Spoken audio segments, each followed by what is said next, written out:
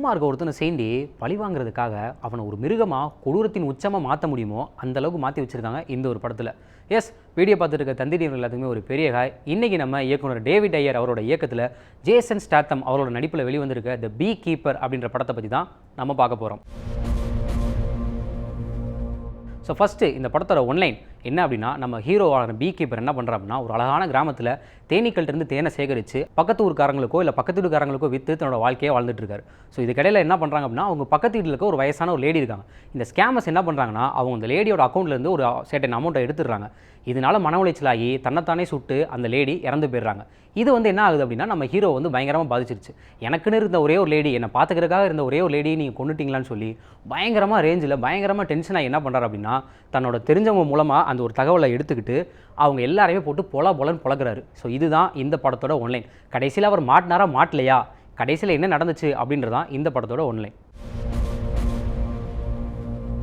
So அடுத்ததாக பாசிட்டிவ்னு பார்க்கும்போதே first நம்ம இவரை தான் சொல்லி ஆகணும். எஸ், அஃப்கோர்ஸ் நம்ம ஜேசன் ஸ்டாத்தம் தலைவன் ஆக்ஷன் சீக்வன்ஸில் பிரித்து மேய்ஞ்சிருக்காரு. உங்கள் எல்லாத்துக்குமே நிறைய பேர் பார்த்துருப்பீங்க. எக்ஸ்பேண்டபிள்ஸ் படமாக இருக்கட்டும் சரி, இந்த மெக் படமாக இருக்கட்டும் சரி, ஆக்ஷன் சீக்வன்ஸ்னாலே அது அவரோட ஏரியா மாதிரி ஜாலியாக சூப்பராக வேறு லெவலில் பண்ணுறாரு.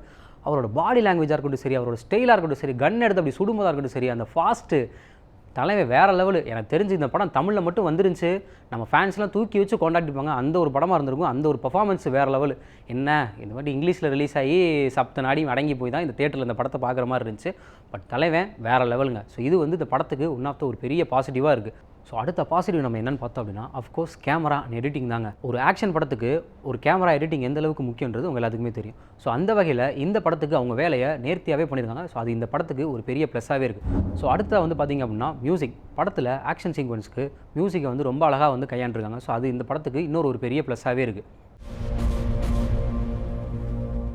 ஸோ அடுத்ததாக நம்ம நெகட்டிவ் பக்கம் போனோம் அப்படின்னா, ஃபஸ்ட்டு இந்த கதை தாங்க.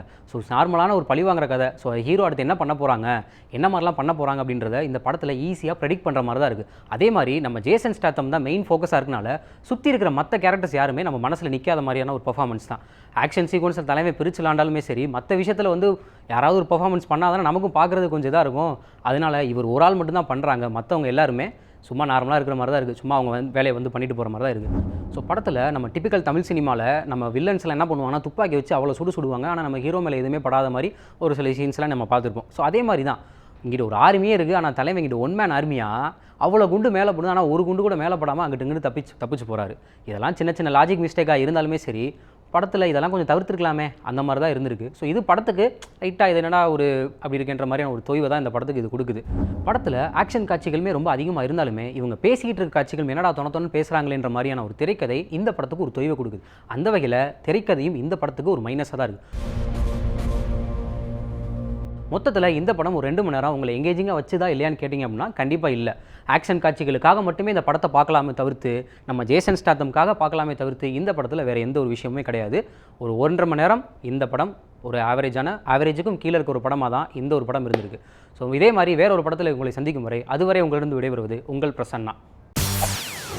செய்திகளை உடனுக்குடன் தெரிந்து கொள்ள உடனே சப்ஸ்கிரைப் பண்ணுங்க.